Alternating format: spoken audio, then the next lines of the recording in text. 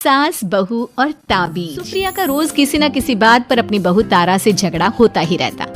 दोनों स्वभाव से जिद्दी और अड़ियल थे। दोनों में से कोई भी एक दूसरे के आगे झुकना नहीं चाहता था। फिर एक दिन, तारा कहाँ मर गई थी तू अभी तक? सुबह से शाम हो गई, घर में इतना काम पड़ा है, ये सब छोड़कर कहाँ मौज मस्ती करने गई थी? आपके घर के सारे काम करने का मैंने ठेका नहीं ले रखा। आप भी तो अपने दोस्तों के साथ किटी पार्टी करने जाती हैं, तब तो मैं आपको नहीं टोकती। अरे मैं तेरी सास हूँ, तू मेरी सास नहीं है। सास है तो क्या मुझे चैन की सांस नहीं लेने देंगी आप? बहुत जबान चलने लगी है तेरी आजकल।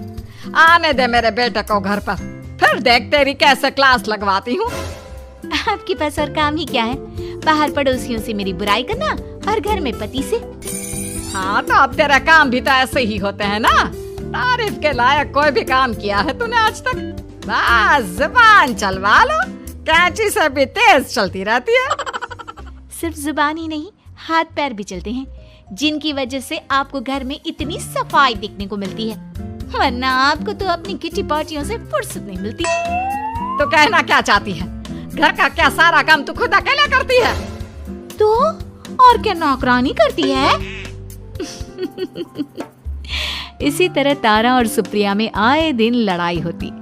दोनों के दिन की शुरुआत ही एक दूसरे से लड़कर शुरू होती और लड़कर ही खत्म होती, मानो ये अब उनकी दिनचर्या का हिस्सा बन चुकी हो।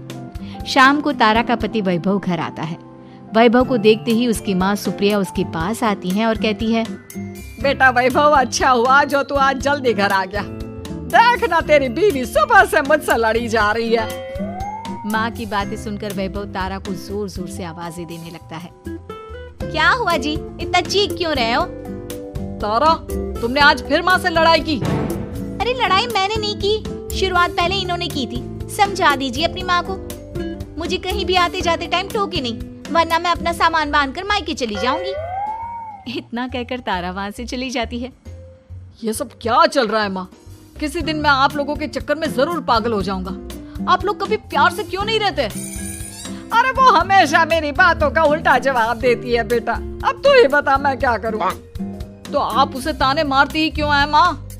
वाह बेटा वाह, तुझे मेरे ताने दिखते हैं, उसका बात करने का तरीका नहीं दिखता। देखा नहीं वो किस तरह से बात करती है मुझसे। मुझे माफ कीजिए माँ, मुझे आप दोनों के बीच में पड़ना ही नहीं है। आप दोनों ही एक जैसे हो। इतना कहकर वैभव वहाँ से चला जाता है।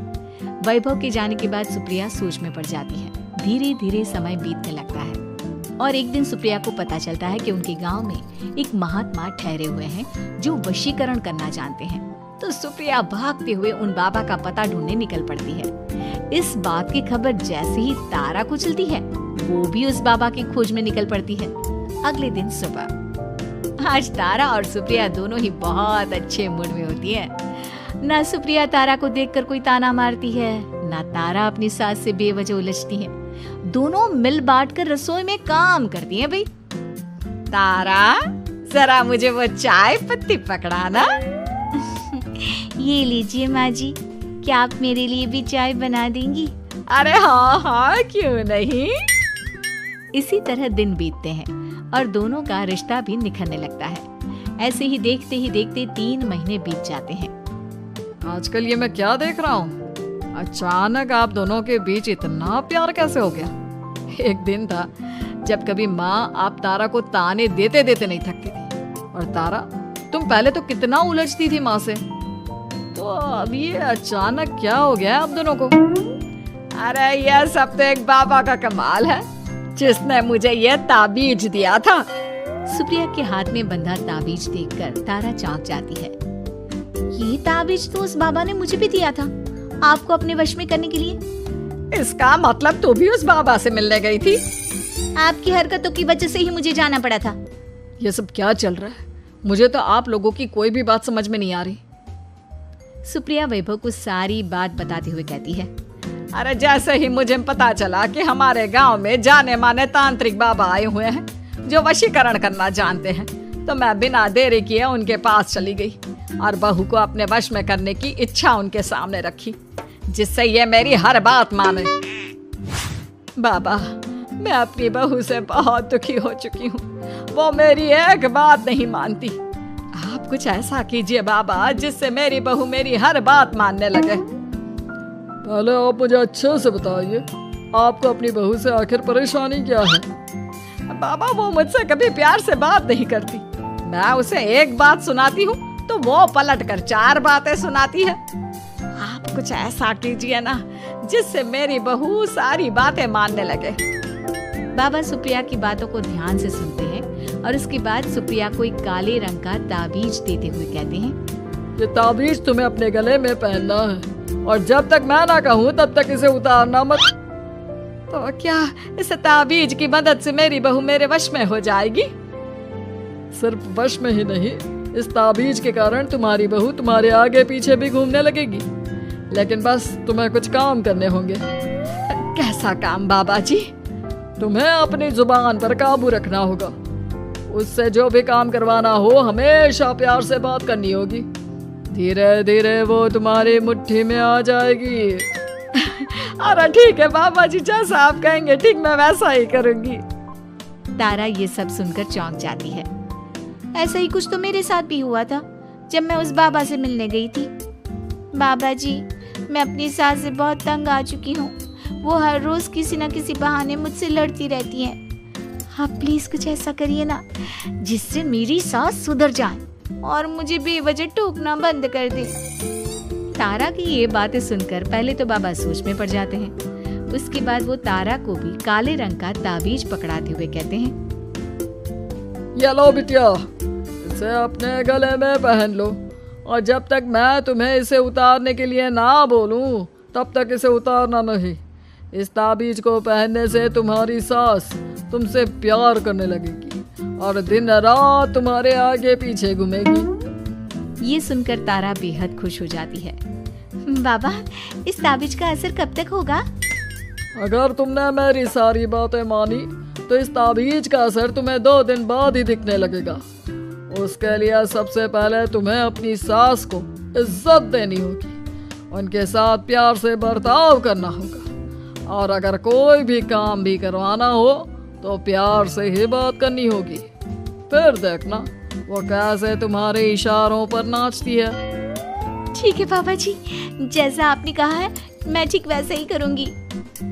इसका मतलब उस बाबा ने हम दोनों को एक जैसे ताबीज देकर पागल बना दिया। जरूर कोई ढोंगी बाबा होगा। इतने में ही बाबा भी उनके घर पहुंच जाते हैं और मुस्कुराते हुए उनकी ओर आते हैं और उनसे उनके हालचाल पूछते हुए कहते हैं, ताबीज का असर हुआ या नहीं? बाबा जी, आपने हमें एक ही जैसा ताबीज देकर पागल बनाया है। ऐसा कैसे? ताबीज ने अपना काम तो पूरा ही किया है। आप दोनों को देखकर लगता तो नहीं कि अब भी आप लोगों के बीच कोई खटपट है। खटपट तो नहीं है बाबा जी। अब तो मेरी बहू मेरी हर छोटी बड़ी जरूरतों का ख्याल रखती है, मेरी सेवा करती है। हाँ, वैसे अब तो मम्मी जी मुझे ताने भी नहीं देती और ना ही कहीं आने जाने में टोकती हैं। जानते हो ये सब कैसे संभव हुआ? कैसे बाबा जी? यह सब तुम दोनों के कारण ही संभव हुआ है। मैंने जो ताबीज दिया था वो सिर्फ एक धागा ही था। ये चमत्कार तो तुम दोनों ने अपनी जुबान पर संयम रखकर प्यार और संयम के साथ काम करके किया है। बिटिया, कुछ कमी तुम्हारे अंदर थी तो कुछ कमी तुम्हारे सास के अंदर थी। इसीलिए तुम दोनों को सुधारने और तुम्हारी गलती का एहसास कराने का यही एक रास्ता था। बाबा की ये सारी बातें सुनकर सुप्रिया और तारा एक दूसरे की ओर देखने लगते हैं। अब उन दोनों को अपनी गलती का एहसास होता है। शायद आप सही कह रहे हैं बाबा। मैंने कभी अपनी बहू को समझने की कोशिश ही नहीं की। मैंने भी तो कभी आपकी उम्र और ओहदे का लिहाज नहीं किया और जो जब मन में आया बोलती चली गई। हो सके तो मुझे माफ कर देना मम्मी जी। चलो फिर, अगर सब ठीक ही हो गया है तो बाबा जी अब आप भी वापस अर्जुन बन जाइए। वैभव की बात पर बाबा अपनी नकली दाढ़ी हटाते हैं तो उसे देखकर सास बहू हैरान रह जाती हैं। अरे अर्जुन भैया, आप? हाँ भाभी, आप दोनों के रोज रोज वाले झगड़ों से परेशान होकर एक दिन मेरे इस दोस्त ने एक प्लान बनाया और मेरी मदद मांगी, तो मैं इनकार कैसे कर सकता था। और देखिए आज उसका नतीजा हम सबके सामने है। सब जोर जोर से हंसने लगते हैं।